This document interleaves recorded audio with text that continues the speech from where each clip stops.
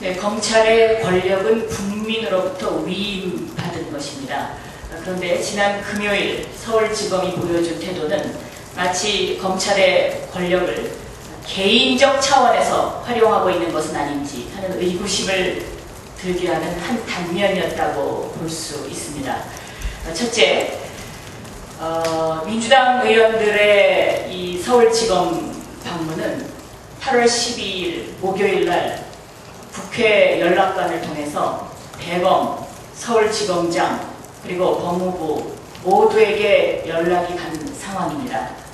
제가 8월 12일 날 하루 종일 그 법관 인사청문회를 했었기 때문에 저녁 6시까지는 서울지검에 전화를 하지 못했었습니다. 그래서 여기 국회에 파견된 연락관을 통해서 저희가 8월 13일 날 10시 30분에 서울지검을 방문할 예정이오니 여기에 대해서 저에게 좀 전화를 주셨으면 좋겠다라는 메시지를 전했습니다. 그러나 일체 응답이 없었습니다. 하도 전화를 수십 차례 했습니다. 하도 응답이 없어서 저희 사무실에서 팩스를 집어넣습니다. 그랬더니 팩스로 답변이 왔습니다. 오지 않았으면 좋겠다라는 그러한 내용이었습니다. 제가 그 후에 대검 기조부장과 통화했습니다. 서울지검의 대외협력 담당하는 차장, 수석 차장이 하루 종일 전화를 받지 않으니 제 전화번호를 주시고 제가 전화를 기다리고 있습니다. 전화를 주십시오 하고 연락을 드렸습니다. 밤 10시까지 기다렸는데 전화가 없었습니다. 그래서 제가 서울지검 1차장에게 전화를 했습니다. 전화를 받지 않았습니다. 전화를 받지 않아서 서울지검장에게 전화했습니다. 서울지검장과 통화했습니다. 서울지검장은 수사에 영향을 미칠 수 있기 때문에 만날 수 없다는 내용이었습니다. 제가 이렇게 이야기했습니다. 지검장은 일선 수사검사가 아닙니다. 지검장은 최고 관리자이기 때문에 국회의 소리, 국민의 소리를 들을 의무가 있으십니다. 라는 통화 내용이었습니다. 그 후에 서울지검 1차장이 전화를 했습니다. 저에게 전화를 해서 한 첫 마디가 누구십니까? 였습니다. 그래서 제가 박영선 의원입니다. 라고 이야기했습니다. 혹시 제 전화번호를 홍만표 부장으로부터 받지 않으셨습니까? 받았다고 했습니다. 그 다음 두 번째 질문이 왜 전화하셨습니까? 입니다. 하루 종일 연락하고 국회 파견관을 통해서 저희가 왜 전화하는지를 8월 10일 날 하루 종일 연락했는데 서울지검 대외 담당 차장의 그 두 번째 질문이 그겁니다. 왜 전화하셨습니까? 아마 여기서 국민 여러분들이 이 검찰의 태도가 어땠는지를 짐작할 수 있으시리라고 생각됩니다. 두 번째는 저희가 방문했을 때 그 사무처 직원 10여 명을 내려보냈습니다. 그리고 저희 의원들을 출입하지 못하도록 몸으로 막았습니다. 그래서 제가 주민등록증을 제시하고 절차를 밟겠다고 했습니다. 절차를 밟지 못하게 했습니다. 이것은 큰 잘못입니다. 왜냐하면 서울지검 청사는 개인 소유물이 아닙니다. 그것은 공공 건물입니다. 그렇기 때문에 국민 누구나, 민원인 누구나 주민등록증을 제시하고 절차를 밟을 권리가 있습니다. 그런데 그것조차 하지 못하게 했습니다. 사실상 물리적으로 저지한 것입니다. 이것은 서울지검, 서울고검 반드시 사과해야 합니다. 그 부분에 관해서는. 다음 세 번째입니다. 거기 가서 제가 그 내려온 사무국장에게 오늘 여기 온 목적이 수사를 제대로 하라는 촉구하는 목적 하나, 두 번째는 저희 민주당에게 제보된 이 서울중앙지방검찰청이라고 이렇게 문서가 박힌 이 서류와 관련해서 확인할 것이 있다. 그렇기 때문에 서울중앙지검장은 저희를 만나시지 않겠다고 했으니까 사무국장 방에라도 가자. 이 서류를 좀 확인해 봐야 되겠다라고 이야기했습니다. 사무국장 답변이 여기서 주고 가십시오입니다. 이 서류는 대단히 중요한 서류입니다. 이 서류에 들어있는 여러 가지 내용들을 저희가 확인해야 될 상황도 있고, 두 번째는 서울중앙지방검찰청이라고 이렇게 확실하게 찍혀서 이런 서류가 돌아다닌다는 것이 이게 국가입니까? 서울중앙지검장은 이 서류가 이렇게 밖으로 돌아다니는 유출 경위에 대해서 저희에게 들을 의무가 있고 또 이 서류를 확인할 의무도 있습니다. 그러나 그런 모든 것을 외면했습니다. 한 가지 참고로 말씀드리면 이 서류 내용 중에는 어제 이미 뉴스에 보도가 됐기 때문에 제가 말씀을 드리는 것인데 남경필 의원이 경찰청장을 만나서 협박했다는 내용도 이 안에 들어있습니다. 이 서류가 이렇게 밖으로 유출되는 경위에 대해서 그 저희가 의심스럽다라고 이야기하는 사람도 있습니다.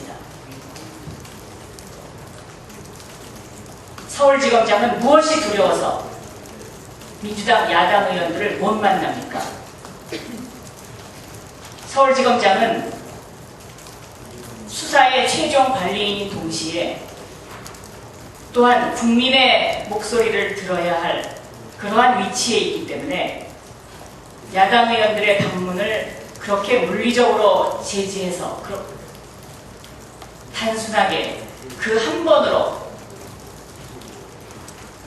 안 만나는다는 것이 그것이 잘하는 일이 아닙니다.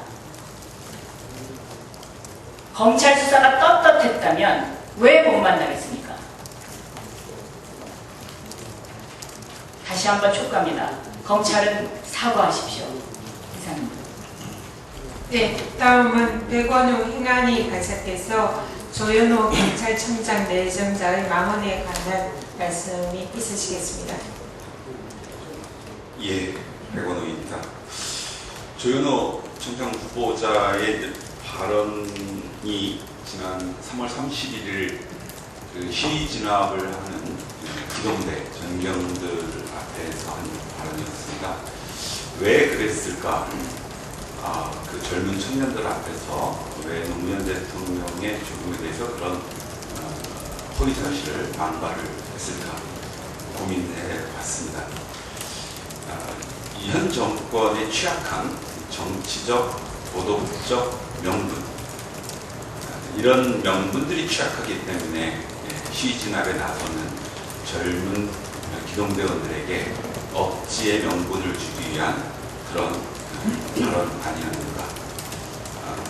이 발언을 통해서 현 정권, 현 이명박 정권이 지금 우리 사회를 바라보고 있는 한 인식의 단면들을 볼 수 있을 것 같습니다.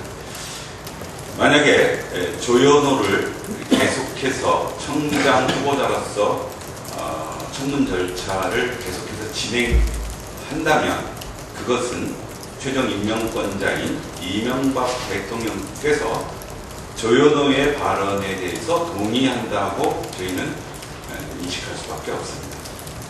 이명박 대통령은 조현호 발언에 대해서 동의하지 않는다면 즉각 인준 절차를 중지시키고 후보자를 교체해야 할 것입니다. 지켜보겠습니다. 조현호는 노무현 대통령에 대한 망언뿐만 아니라 위장전입, 항명파동, 양천소 고문 사건 등 이미 경찰청장으로서의 자격이 상실된 후보자였다는 것이 중론입니다.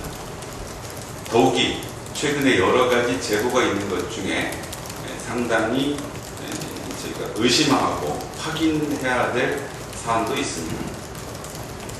얼마 전에 모 재벌 회장이 자식들의 폭행 사건에 후에 그 싸움에 개입을 해서 조직폭력배들을 동원한 인치 사건이 있었습니다.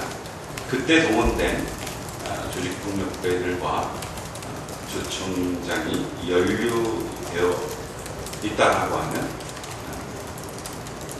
그런 제보들이 있습니다. 확인해 보려고 합니다.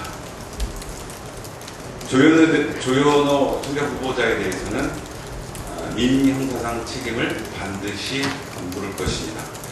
조현호 후보자는 민생 치안에 땀 흘리는 15만 경찰들을 더 이상 욕먹이지 말고 빨리 자진 사퇴하기를 바랍니다. 청문회를 지금 23일로 여야 간의 합의가 되어 있습니다. 이 청문회 절차를 정상적으로 진행할 것이냐라는 질문들이 여러 언론인들로부터 계셨습니다.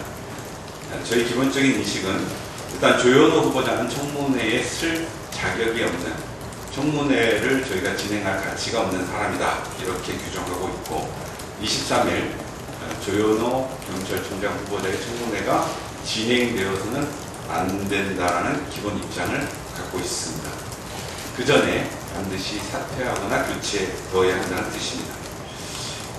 17일 화요일 날 인사청문회 진행을 위한 증인 채택과 자료 제출 요구를 위한 상임위원회가 열리도록 되어 있습니다. 이 절차 전에 이 절차가 진행되지 않도록 그 전에 사퇴하기를 다시 한번 촉구합니다. 다시 한번 청와대 이명박 대통령에게 촉구합니다. 조현오의 발언에 대해서 동의하는지, 동의하지 않는다라면 하루빨리 사퇴시키거나 지명을 철회해야 할 것이고, 만약에 조현오의 인사청문 절차를 계속해서 진행한다면 그것은 현 정권의 최고 책임자인 이명박 대통령이 조현오의 발언에 대해서 동의하는 것으로 저희는 간주할 수밖에 없다는 점을 분명히 밝혀두는 바입니다. 이상입니다. 네.